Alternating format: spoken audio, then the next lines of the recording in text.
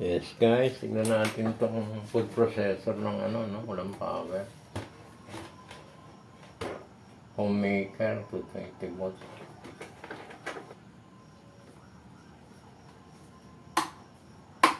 Wala.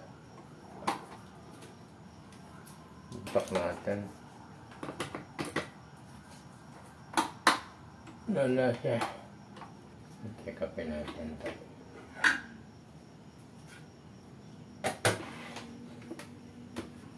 One, two, three, 4, 5, 6, 7 ang kakalasin. Teka. So guys, message dito. Ayan. Mali ang position na ito.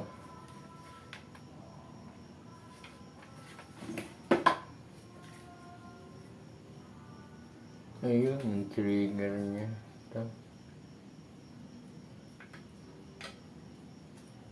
So, mali ang position niya para matrigger ang switch. Ganyan pala. Patagilid.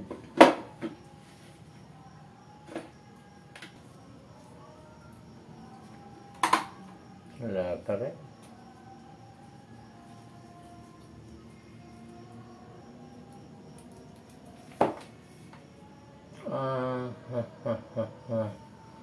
Yung cover.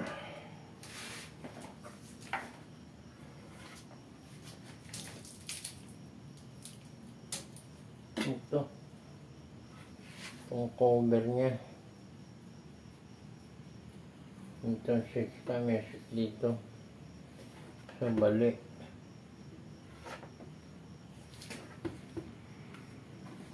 So guys, ito ang sira. Siguro ito yung pinaka-switch niya, yung bali na siya pag nilagyan mo ng cover. Yun ang pinaka-switch. Tingnan natin Sundutin natin. Sana ito lang. Ito na siguro. Yun. Sak natin. Ready. Pull. Yun.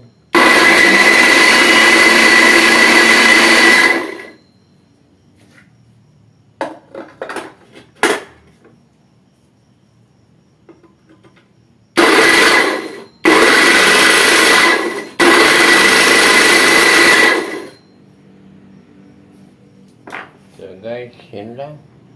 Putol lang pala yung pinakaano niya. Gawa natin ng paraan. Tingnan natin kung matidikit pa natin yung bahabain natin yung trigger. Yun lang ay. Galing.